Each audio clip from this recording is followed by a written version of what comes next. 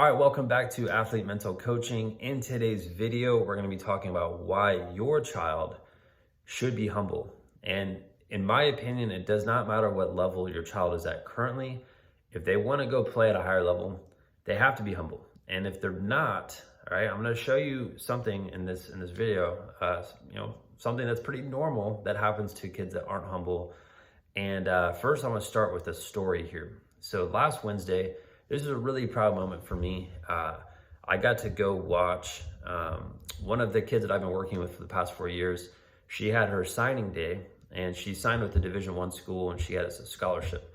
And it was really cool because when I was there, I ran into one of my old coaches. And this coach coached me when I was like 11 or 12 years old. He was one of my favorite coaches, and I didn't even know, but he's been coaching her club team for I think the past year. And after the signing was done, I spent some time with my old coach. We were in the parking lot just talking. And I asked him a lot of questions just about, how it is now with kids that he's coaching with the teams that he has. We started talking about kids who are the loudest. And what we were talking about really was, he said, Ben, the kids who are always talking about themselves, the ones who are the loudest, the ones who have the biggest ego, they go only to a certain point in their career. And he was like, the ones who are, under the radar, that, when they're on the field, they know they're confident. They're not thinking about being confident. They know they are, but they don't have to prove to anyone. He was like, those are the kids that go the furthest because they drop their ego and they are playing for their team. They're not just playing for themselves.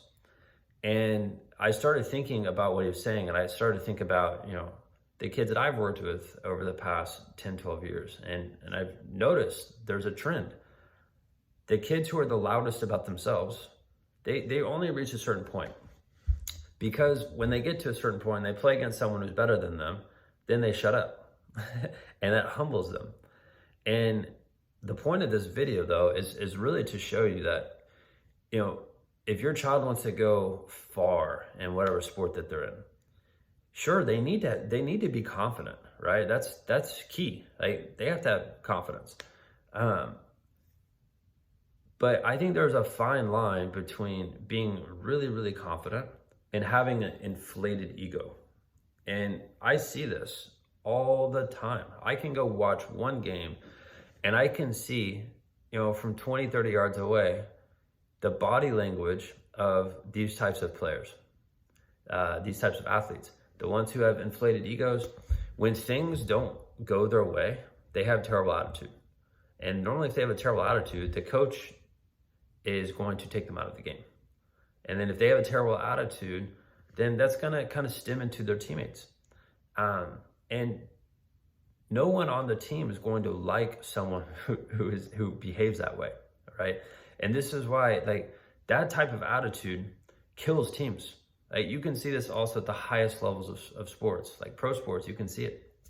And I see this happen all the time with youth athletes who have big egos. They don't know how to really handle themselves mentally because they are always thinking that they are the best no matter what. And then when they face someone who's better than them, they shut down, right? And players who are humble, right, to begin with, they don't operate that way. When they play someone who's better, then they try to figure out, well, what can I learn from this player, right? Like, why are they better? What are they doing on their own? They start to question things. And they start to think, how can I improve myself instead of, oh, well, I'm still the best and that player's not better than me. Like players who are humble, they know how to lose, right? Losing is an opportunity for them to learn, right? They don't whine about it, right? And I thought it was really interesting because when I was talking to my old coach, he told me how some of the top players that he's worked with that had really big egos, they got cut from a lot of their college teams because their college coaches saw it and they're like, no, we don't want that. And in 2 seconds, they're cut, right? Because of their attitude, because of their inflated ego, right? So I'm making this video here to show you as a parent, your child's attitude and the way they perceive themselves is contagious, right? It's either contagious in a good way or in a bad way. And I see this happen all the time. I've seen it over the past decade, with kids that I've worked with, that, if they don't know how to keep their attitude in check, they don't know how to really, like, I would say, just keep their emotions under control when they're in a big game, and if they score or if they lose, like there's so many different times throughout an athlete's career where they can learn and they can accept things, or they can be like, I'm still the best. Like, I have nothing to learn here. And that type of player, that type of athlete only goes a certain distance. All right. This is why I think it's so good for kids to really fly under the radar. And yes, be very confident, but they are able to perform in a game and do it in a way where their actions, right, what they do on the field speaks louder than what they're saying, right?